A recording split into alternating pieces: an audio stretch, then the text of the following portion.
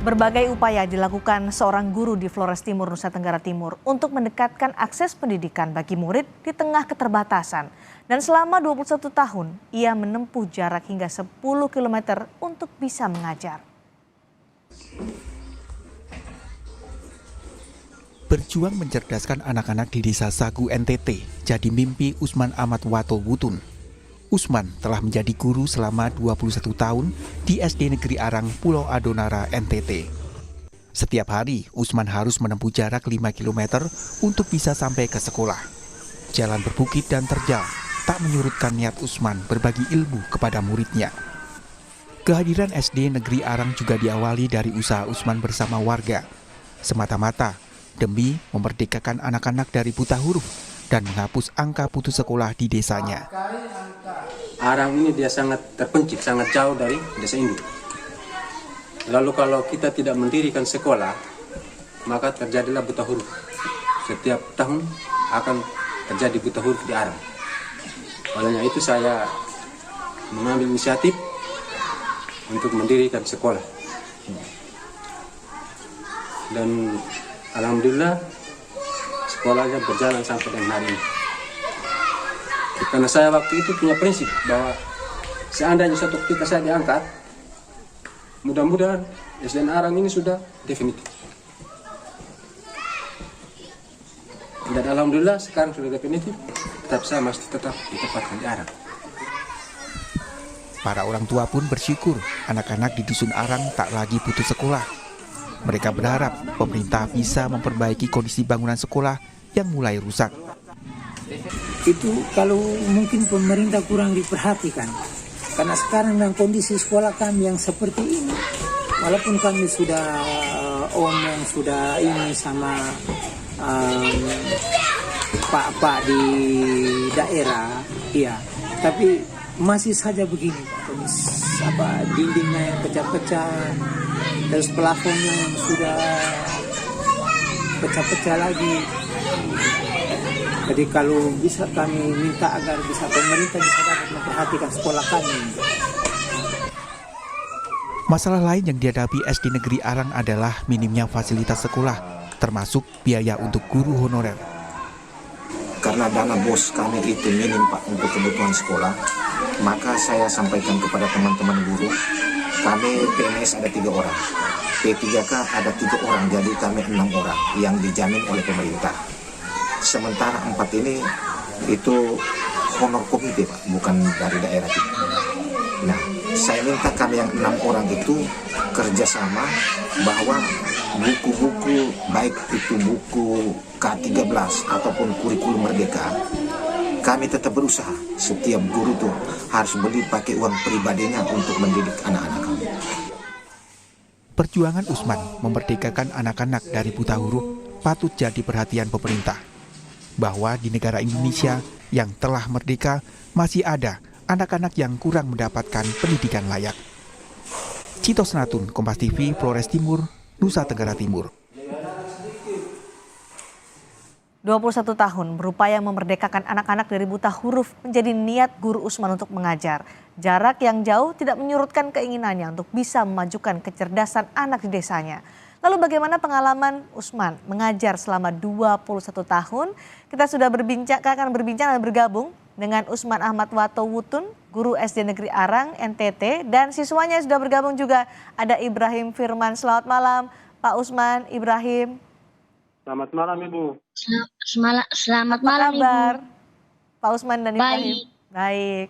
Baik Pak Usman, tadi kami mendengarkan berita sebelumnya bahwa Bapak sudah 21 tahun mengajar di SD Negeri Arang. SDN Arang ini sebelumnya adalah swadaya ya antara Pak Usman guru-guru dan juga warga. Ceritanya bagaimana Pak dari awal itu? Jadi ceritanya dari awal adalah saya dihubungi oleh salah satu tokoh masyarakat dari Arang untuk mendirikan sekolah di Arang. Lalu saya berpikir daripada anak-anak di Arang tetap tidak sekolah, akhirnya saya mengambil keputusan untuk bersedia mendirikan sekolah di Arang sekaligus sebagai pengajar di Arang. Oke. Waktu itu SD Negeri Arang itu menjadi sekolah satu-satunya di Arang? Iya. Oke. Karena waktu itu SD Negeri Arang ini sebelumnya bukan SD Negeri Arang, tetapi dia nunut pada SDN Sagu. Oke. Baik, itu satu-satunya sekolah ya di sana, SD sekolah dasar. Seberapa parah pada saat itu Pak sampai akhirnya Pak Usman dihubungi oleh tokoh setempat untuk diajak mendirikan sekolah di sana? Baik Mbak Cindy. Saya akan menceritakan bahwa ketika saya dihubungi, saya tidak keberatan karena jarak jangkauan antara sekolah di desa induk, desa Sagu, agak jauh dengan Dusun Arang. Dan satu-satunya Dusun Arang itu terpencil sekali, Bu. Dia dengan desa tetangga juga jauh, ke desa induk juga jauh. Jadi anak-anak harus ke SDN Sagu karena jauh-jauh banyak yang drop out. Kondisi buta huruf di sana bagaimana pada saat itu Pak? Pada saat itu anak-anak banyak yang drop out sehingga saya mengambil keputusan untuk mendirikan sekolah di sana dan saya tampung anak-anak yang drop out dari SD kelas 2, 3, saya tampung masuk jadi SD kelas 1 di Arang. Oke. Lalu? Sehingga perjalanan kami tetap berjalan sehingga sekolah tetap berjalan dan kelas 1, 2, 3 tadi bisa disatukan menjadi satu kelas yaitu kelas 1. Ada berapa siswa pada saat itu? Ada 60, Bu. 60 dalam satu kelas? Iya. Dan hanya Pak Usman pada saat itu yang mengajar? Iya. Setelah berjalan beberapa bulan, ada teman satu dari desa tetangga melamar. Oke. Akhirnya saya terima dia dan kami 2 orang mengajar di SDN Arang situ. Baik, itu 21 tahun yang lalu. Perjalanannya kemudian menjadi SD Negeri Arang bagaimana tuh, Pak Usman? Oh, baik. Jadi awalnya kami hubungi SDN Sagu, sehingga SDN Arang itu awalnya adalah filialnya SDN Sagu. Ya. Lalu kami dekati kepala sekolah, dekati kepala desa Sagu, untuk sama-sama kami mendirikan filial Arang itu. Sehingga sampai sekarang, setelah dia berjalan selama 5 tahun, Ya. dari 2002 sampai ke 2007 baru didefinitifkan menjadi SD Negeri Arang. 2021, Pak Usman ya? 2002 sampai 2007, Ya. kemudian dia didefinisikan menjadi SDN Arang. Oke, baik. Sekarang sudah sekolah dasar negeri. Pak Usman sendiri kan tadi dalam paket berita sebelumnya menempuh perjalanan yang tidak mudah untuk dari rumah sampai ke sekolah untuk mengajar. Kondisinya seperti apa? Bapak selalu tiap hari PP 10 km untuk mengajar? Iya. Karena jalannya agak parah, Ya. sehingga kami harus berjalan kaki dari rumah ke sekolah. Yang lebih parah pada saat musim hujan. Kenapa itu Pak Usman? Karena kalau musim hujan jalannya lumpur, kita berjalan hanya dengan kaki kosong. Oke, baik. Baik Pak Usman, ini sudah ada Firman di sana. Firman? Maaf, Ibrahim?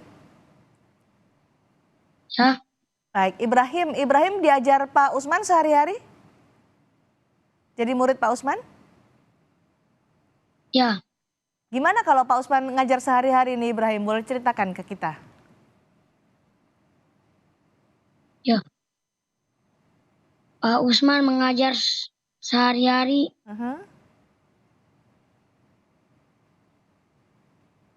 Gimana ceritanya jadi muridnya Pak Usman? Seneng nggak? Senang. Pak Usman kalau ngajar sabar atau gimana? Tegas? Atau gimana nih Ibrahim? Pak Usmannya ajar sangat baik. Sangat Dia baik. tidak tegas. Oh, tidak galak gitu ya. Tegas tapi tidak galak begitu ya, Ibrahim. Iya. Ibrahim paling suka mata pelajaran apa? Mata pelajaran bahasa Indonesia. Bahasa Indonesia paling suka ya. Sekarang Ibrahim kelas berapa? Kelas 6. Oh, kelas 6 SD. Kalau Pak Usman kan kalau mau ke sekolah harus jalan 5 kilo dari rumahnya. Kalau Ibrahim gimana? Ke sekolah? 100 Gimana? 100 meter. Oh, 100 meter dekat dari rumah ya. Iya. Ibrahim, boleh diceritakan nggak kondisi sekolah Ibrahim sekarang gimana di SD Negeri Arang? Bangunannya, bangkunya, itu sekarang kondisinya gimana? Temboknya itu sudah rubuh Sudah dan rubuh? kursinya itu sudah mulai patah. Oh, kursi sudah mulai patah. Oke, papan tulis, terus fasilitas-fasilitas lain kayak eh, alat-alat peraga untuk belajar gimana di sana, Ibrahim? Hmm, Semuanya juga sudah mulai rusak. Oh, udah mulai. Betul Pak Usman, sudah mulai rusak ya fasilitas di sekolah Ya di SD Negeri Arang. betul Ibu. Dia punya pelafon juga banyak yang sudah mulai roboh. Oke, ada berapa kelas sekarang di sana? Kalau ini kan gambarnya dari atapnya sudah mulai lubang-lubang begitu ya. Kondisi Iya, iya. tembok dan bangunannya gimana Pak Usman? Temboknya juga sudah mulai retak-retak. Mhm. Atapnya juga ada yang sudah mulai terbongkar. Oke. Sudah pernah dapat bantuan dari pemerintah Pak Usman? Belum pernah. Sama sekali. Sama sekali belum pernah. Meskipun statusnya sudah sekolah dasar negeri ya. Iya, iya. Adakah dari pemerintah setempat, dari dinas pendidikan setempat datang kemudian melihat situasi, paling tidak ada komunikasi apa yang dibutuhkan dari sekolah SD Negeri Arang? Pernahkah itu terjadi? Pernah dinas PKO datang tapi sampai hari ini belum ada bantuan yang masuk. Kapan waktu itu ditinjaunya? 2 tahun lalu 2 tahun lalu dan sampai sekarang belum ada bantuan yang masuk ya. belum ada bantuan yang masuk ya. Lalu bagaimana Pak Usman dengan guru-guru di sana termasuk kepala sekolah untuk mengatasi secara sementara paling tidak kondisi sekolah yang tadi fasilitasnya sudah banyak yang rusak. Bagaimana bisa bertahan? Artinya kalau kita harus tetap bertahan, karena kalau tidak bertahan bagaimana dengan anak-anak? Bagaimana Bapak bertahan dengan keterbatasan itu? Artinya dengan selalu kita waspada kalau ada angin besar atau hujan lebat. Kita selalu perhatikan supaya jangan sampai dia roboh, kita cepat-cepat tarik keluar. Oh iya, iya. Ibrahim, apa yang diharapkan kalau misalnya pemerintah mendengar ini? Apa yang Ibrahim harapkan untuk sekolah Ibrahim di SD Negeri Arang?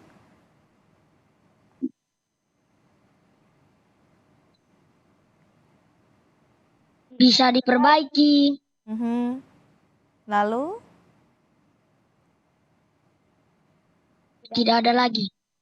Yang penting diperbaiki itu ya, sekolah Ibrahim dan teman-teman diperbaiki supaya lebih nyaman, lebih aman ketika ada di kelas ya Ibrahim. Ya, Baik, Pak Usman, saat ini sudah berapa jumlah siswa yang ada di SD Negeri Arang? Mulai dari 2002 Ibu. Ya, jumlahnya berapa sekarang? Kalau sekarang ini hanya 37 siswa. 37 siswa. Ya. Oke, berada di lingkungan sekitar ya. Ketika tadi kan kalau Ibrahim bilang diperbaiki sajalah yang penting untuk SD Negeri Arang. Kalau Pak Usman sebagai guru, apalagi yang diharapkan dari pemerintah? Mudah-mudahan didengar perbincangan kita malam hari ini. Kalau saya, mudah-mudahan bangunannya juga bisa diperbaiki. Dana bosnya juga kalau bisa siswanya tidak cukup 60, dihitung 60 seperti yang pernah dilakukan oleh dinas. Ya. Sehingga biaya operasionalnya bisa terjangkau. Biaya operasionalnya bisa terjangkau. Mudah-mudahan didengar oleh pemerintah, harapan dari Pak Usman, harapan dari Ibrahim. Terima kasih sudah bergabung berbagi informasi dengan Sapa Indonesia malam hari ini. Hormat saya untuk Pak Usman dan guru-guru yang ada di SD Negeri Arang. Terima kasih sudah menghadirkan pendidikan untuk anak-anak di Flores Timur itu. Ibrahim tetap semangat ya. belajarnya ya. Sudah kelas 6, sebentar lagi lulus. Semangat, Bu.